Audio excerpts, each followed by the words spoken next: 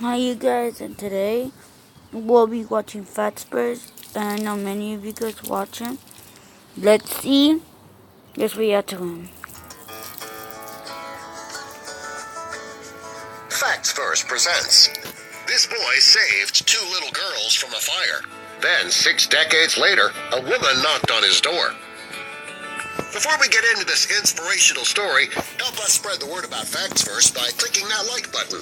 Also, be sure to subscribe and click the notification bell so you don't miss our future videos.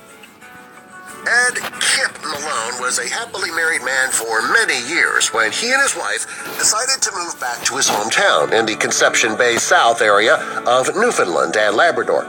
A few days later, a strange woman came knocking at his door, and little did he know that this knock would take him in a direction he never thought possible. Turned out this visitor was his enthusiastic next-door neighbor paying a courtesy call.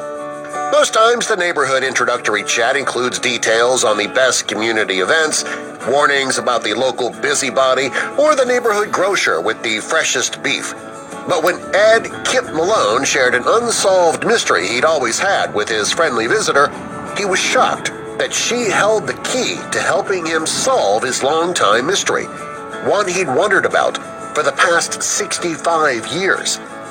Back when Ed was only 12 years old, he was sent on an errand to buy butter. His walk that fateful day, December 20th, 1951, took a whole new turn. While on his errand, Ed saw a house on fire, and at the same time, he heard a woman's voice begging for someone to save the children. He realized the shout for help was coming from the 3rd floor of that burning house, and without hesitation, he ran toward and into the burning structure to rescue the children they said were inside.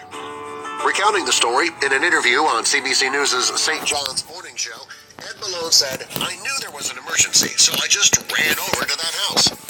Ed had rushed up the stairs and soon had found a little girl and was about to take her to safety, but she refused to go outside without her sister, who was also in the smoky, blazing structure. She had no idea, and neither did I. The house by now was full of smoke, Malone reflected, but I knew there was a little girl somewhere. So Ed Malone continued to search the room for the second little girl, bravely. In the interview, Malone also shared that he did have some help in finding the second child. "I think it was the man upstairs that said to me, 'Sweep your hand under the bed.' And I did, and I grabbed the little girl. So now I had 2, so out I went. And I wanted to get out of that house too because it was full of smoke and burning." Throughout his life, Ed Malone was happy that he had helped to save these 2 little girls, but he'd lost track of them and the rest of their family, who had lost everything in the fire. He also shared how he felt about losing track of the girls during the news interview. "I was only 12 at the time, and I didn't know anything about it, and didn't know anybody to ask, so I just let it go," he shared. So the events of what happened to the family remained a mystery in his life. There was just no one or no link that could help him find out what became of the girls. That was until his new neighbor, Margaret Fowler, knocked on his door in 2016. During Fowler's visit to introduce herself, she mentioned that she'd grown up in the St. John's area on Central Street. Ed was excited to hear about where she used to live, as that was the exact neighborhood in which he grew up and where he rescued the 2 little girls. He eagerly started telling her the story of rescuing 2 little girls from a burning house one day in December 1951.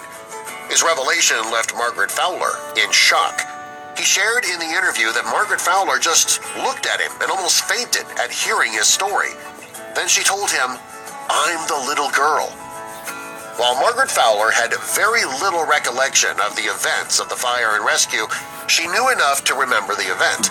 Also sharing her sentiments in the News St. John's Morning Show interview, Fowler said, "When Kip told us that, I couldn't get over it." She said, "It's a miracle as far as I'm concerned. I think it was meant to be." Well, not too long after Malone and Fowler shared their mutual rediscoveries, Fowler introduced Malone to the other rescued sister, Barbara Earl.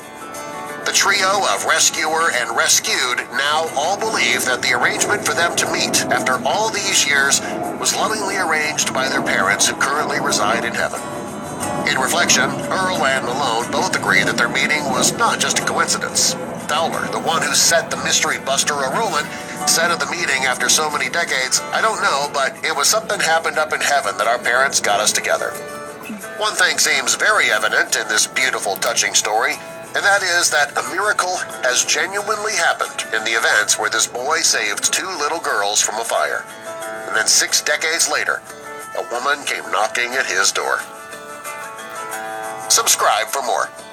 Look it off for today, guys.